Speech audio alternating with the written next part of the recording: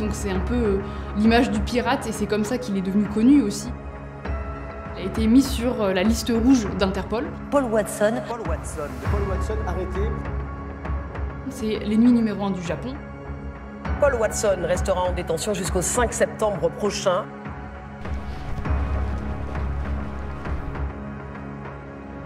Et je me dis non, c'est quand même pas la prison. Donc moi je suis Emma Fourreau, je suis députée France Insoumise au Parlement européen. Et là il y a une nouvelle actualité puisque l'activiste Paul Watson, fondateur de Sea Shepherd, se retrouve au Groenland, à Nuuk, emprisonné. Et c'est pour ça que j'ai fait ce voyage. J'ai commencé en Islande dans le cadre d'une mission parlementaire. Et ensuite j'ai poursuivi pour aller au Groenland. Il est actuellement 5h du matin, je suis à mon hôtel à Reykjavik en Islande. Et là je vais partir prendre l'avion pour Nuuk, qui est la capitale du Groenland, puisque Paul Watson, fondateur de Sea Shepherd, y est enfermé depuis maintenant plus de 100 jours.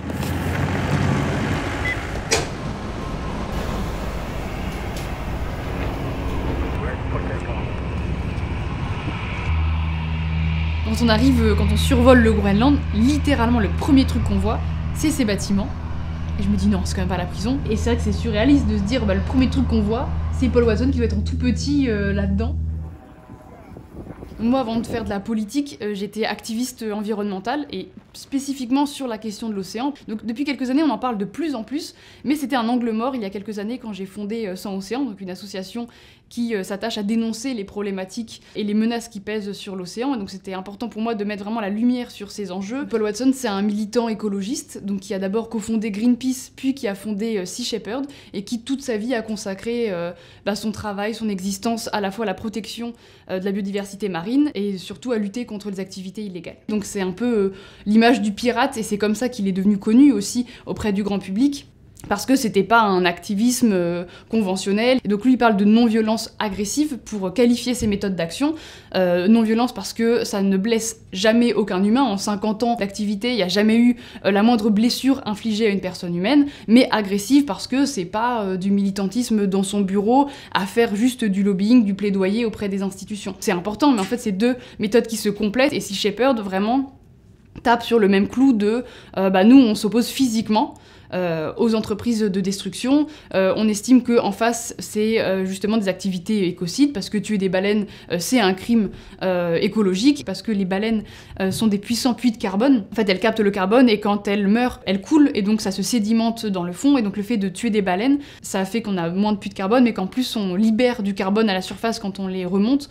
Et puis évidemment, c'est une espèce clé de voûte dans la régulation de l'océan, dans le réseau alimentaire. Les baleines nourrissent par exemple le phytoplancton, qui est vital pour produire de l'oxygène. Donc en fait, déstabiliser les écosystèmes marins en s'attaquant aux baleines, c'est déstabiliser le climat global, et donc c'est aussi un enjeu écologique. Et donc, en face, on y met les moyens pour vraiment arrêter physiquement ces activités. Et c'est ça qui plaît aux gens, je pense, et quand je vais au rassemblement en soutien à Paul Watson, donc pour demander sa libération, c'est des gens qui ne sont pas du tout militants, qu'on ne voit dans aucune autre manifestation, y compris écologique, mais qui par contre connaissent Paul Watson parce qu'ils ont vu la série documentaire sur ses activités, parce que ils ont montré ça à leurs enfants, parce qu'il y a tout un imaginaire de la piraterie qui évidemment plaît. On voit bien que plein de gens ont des suites Sea Shepherd pour l'esthétique aussi, qui sont pas forcément militants. Et donc, on voit qu'il a réussi à toucher une partie de la population que les ONG traditionnelles ne touchent pas aujourd'hui. Donc Paul Watson, du fait de ses activités, il a été mis sur la liste rouge d'Interpol. Donc nous, on le rappelle, c'est une liste qui est politique. Normalement, c'est pour arrêter des grands criminels, pour qu'il y ait une coopération entre États pour arrêter des tueurs en série, etc.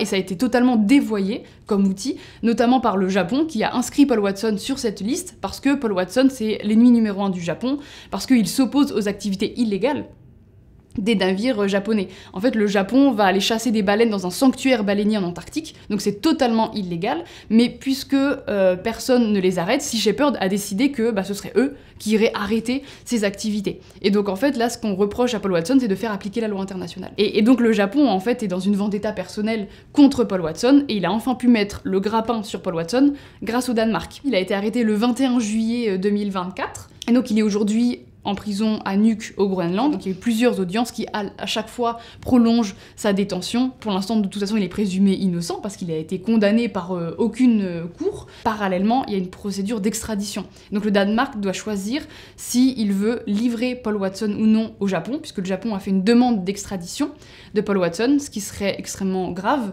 parce qu'on parle d'envoyer un homme au Japon, qui est un pays qui ne respecte pas les droits de l'homme, qui ne respecte pas le droit des accusés, le droit à un procès équitable. C'est largement documenté par des ONG comme Amnesty International, Human Rights Watch. Donc s'il est envoyé au Japon, il n'en sortira pas, il a 74 ans, c'est au moins 15 ans qu'il risque, donc si on fait le calcul, on comprend qu'il mourra là-bas. Donc c'est vrai que c'est extrêmement inquiétant, ce serait un précédent extrêmement grave. Je suis la première et seule députée à avoir fait le voyage pour aller le voir en prison, et c'est vrai que c'est assez radical. Et donc c'est important pour moi du coup d'y être allée en me disant bah voilà, tous les courriers on les a fait, on est allé au rassemblement, l'étape d'après, pour politiser aussi le sujet, c'est quoi? Bon bah c'est d'aller le voir en prison quoi. Et c'est pour ça qu'on a fait le déplacement. Donc là devant moi il y a 2 cadeaux pour Paul Watson. Là dedans c'est un collier en queue de baleine qui est offert par Anaïta, je crois que c'est de la céramique si je dis pas de bêtises, et qui est fait par un artiste islandais. Et ici, c'est un bandana avec des baleines, sauf qu'on ne sait pas si on a le droit ou pas de ramener des objets pour Paul Watson en prison. Donc ce qu'on va faire, c'est que je vais mettre le bandana sur moi et le collier sur moi, parce qu'ils ne peuvent pas me demander, j'espère, d'enlever ce genre de choses pendant les contrôles. Et comme ça, peut-être que je pourrais lui donner quand on le verra. Et voilà, ni vu ni connu, on va infiltrer ça dans la prison. On a eu du mal par contre à aller le voir. Quand on atterrit à Nuuk au Groenland, il faut tout de suite appeler la prison pour leur dire qu'on aimerait bien faire une visite à tel prisonnier tel jour.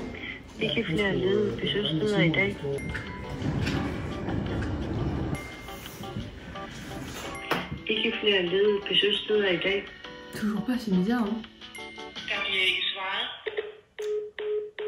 Alors c'est la première fois que ça fait ça. Mais j'ai l'impression que là, c'est une vraie réponse, c'est qu'on m'a raccroché. Super bizarre. Ouais. C'est là qu'on se dit, bon, bah on va aller directement en prison pour les mettre devant le fait accompli. Donc il n'y a pas de moyen de transport en commun pour ça, il faut prendre le taxi. Do you often drive people to the prison? No. On est arrivé sur place à la prison, et donc au début, voilà, on a pu remplir nos papiers administratifs pour demander de le visiter, en disant bah voilà, je suis Emma Fourreau, je veux voir le prisonnier Paul Watson, j'ai mis mes coordonnées, ses coordonnées à lui, et c'est là qu'ils nous disent bah repassez plus tard, vous inquiétez pas, on va vous appeler.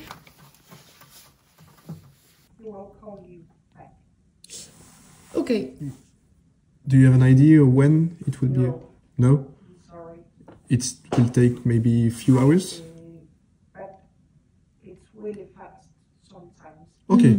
Yes. Okay, okay. Ok, thank you. Perfect, thank you. Donc on est reparti pour leur laisser un peu de temps de nous rappeler. On s'est dit bon bah on va manger. C'est vegan. Très bien ça.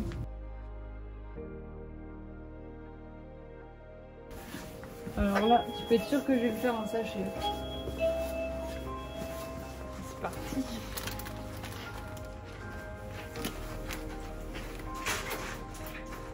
Maintenant on va manger.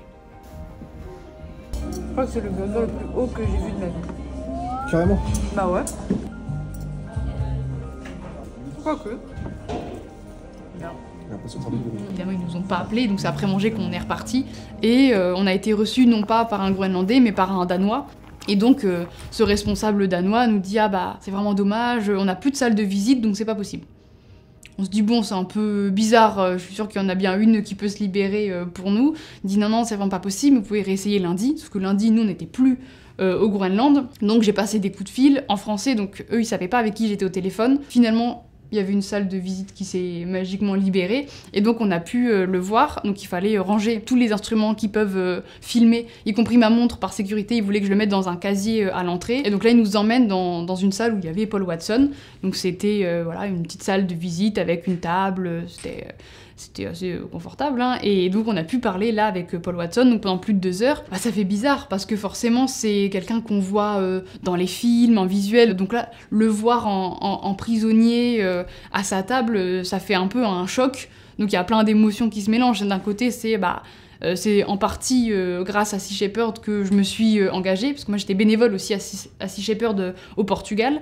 Donc c'est une ONG que j'ai rejoint, que je soutiens. Quand j'étais petite, je rêvais de rencontrer Paul Watson, mais jamais j'aurais imaginé que c'était dans ces conditions, que c'était en prison. Et à vrai dire, j'aurais préféré ne jamais le rencontrer, mais qu'il soit libre, plutôt que le rencontrer dans ces conditions. Donc c'est vrai que c'était quand même très particulier. C'était vraiment un mélange de sentiments, à la fois de reconnaissance pour tout ce qu'il a fait, parce qu'il a quand même beaucoup contribué à la lutte écologiste sur le front de l'océan. Et en même temps, du désarroi de se dire mais qu'est-ce qu'il fait en face de moi? Qu'est-ce qu'il fait en prison? Au début, il nous a parlé de ses conditions de détention. La chose qui était difficile pour lui, c'était d'être séparé de ses enfants en bas âge qui vivent en France et qui évidemment peuvent pas faire le voyage pour aller le voir. Et c'est des conditions de détention qui, à plusieurs égards, sont difficiles parce qu'il a le droit qu'à 10 minutes de visio par semaine, là où les autres détenus, qui eux ont été jugés coupables, ont un droit de visite beaucoup plus long, tous les jours, on peut venir les visiter, et heureusement. Mais ce qui est pas normal, c'est que ce soit pas le cas pour Paul Watson. Donc on voit bien que c'est des conditions humaines difficiles, même s'il y a des choses positives.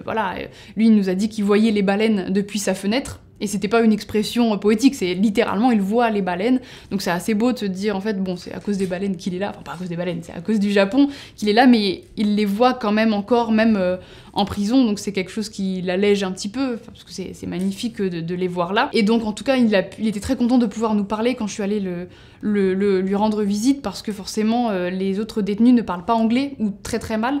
Donc il a pas beaucoup d'échanges quotidiens, donc on a pu le voir pendant plus de 2 heures, donc c'est un moment où il pouvait vraiment se confier, raconter aussi toute sa vie, pourquoi est-ce qu'il est en prison, pourquoi est-ce qu'il ne regrette pas, qu'il ne regrettera jamais, parler de tout et de n'importe quoi, parce que ça fait du bien, je pense, de parler quand on peut pas parler pendant longtemps, et aussi de savoir qu'il a une oreille attentive, parce que j'étais pas journaliste, donc j'étais pas neutre. Moi je lui disais clairement que je le soutenais. D'ailleurs j'avais écrit à Jean-Luc Mélenchon en amont pour savoir s'il avait un mot à communiquer à Paul Watson, donc il m'avait rédigé une petite lettre que j'ai traduite en anglais, que j'ai pu lire à Paul Watson, donc il est très content aussi de ce soutien et reconnaissant du fait que on le soutient dans cette épreuve. Et il nous a surtout dit que ce qui le faisait tenir dans sa prison, c'était toutes les lettres qu'il recevait, parce qu'il en reçoit énormément tous les jours, et donc sa plus grosse activité en prison, c'est de répondre à toutes les lettres, en priorisant les enfants. Et il nous disait que 70% des lettres qu'il reçoit sont d'origine française. Donc on voit bien qu'il y a une surmobilisation de la part des Français sur l'affaire Paul Watson. Il y a un vrai suivi à la fois citoyen et politique sur son affaire en France, c'est pour ça qu'il a demandé la nationalité française et l'asile en France. Déjà, ça fait sens parce que ça fait plus d'1 an qu'il vit en France, qu'il y a sa famille, mais aussi parce qu'il y a un vrai intérêt politique autour de Paul Watson qui est beaucoup moins fort dans les autres pays. On s'est retrouvé avec ce collier qu'on voulait lui offrir. Donc ensuite, on l'a donné à Paul Watson, qui était très ému du fait d'avoir ce collier. Et il nous a dit que normalement, il allait pouvoir le garder, qu'on n'irait pas lui confisquer. Mais quand on est parti, et que les policiers l'ont de nouveau saisi, en fait il a été fouillé, donc on ne sait pas s'il a pu le garder, j'espère que oui, mais c'est vrai que c'était très bizarre aussi le moment du départ, parce qu'on passe 2 heures un peu hors du temps à parler pas que de sa détention, parce que sinon c'est super lourd, et donc c'est vrai qu'au moment où on retoque pour qu'on sorte, pour nous ça voulait dire rentrer à l'hôtel. Pour lui, ça voulait dire retourner dans sa cellule, et c'est vrai que c'est assez difficile de voir ça, quoi, de partir et de se dire lui il reste et on ne sait pas combien de temps il va rester, s'il va être envoyé au Japon. Donc y compris humainement, c'est une situation qui est pas facile pour lui.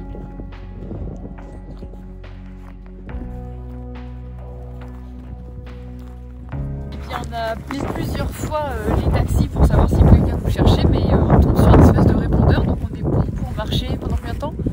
1h30 je crois. Il est 19h et quelques, mais il fait déjà nuit. On va marcher, il n'y a pas trop le choix. On voit des trucs. Si, on voit un peu, mais... Merci de ton soutien. Et voilà.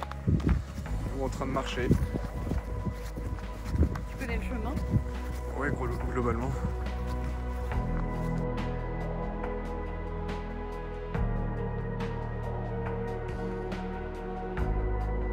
On a à la fois parlé de sa vie, de comment c'était ses conditions de vie en prison, mais aussi plus largement de la mobilisation citoyenne, mais aussi politique. Et donc il nous a dit qu'il espérait qu'Emmanuel Macron allait agir. Et donc effectivement, Emmanuel Macron, en vitrine, nous dit qu'il agit pour la libération de Paul Watson.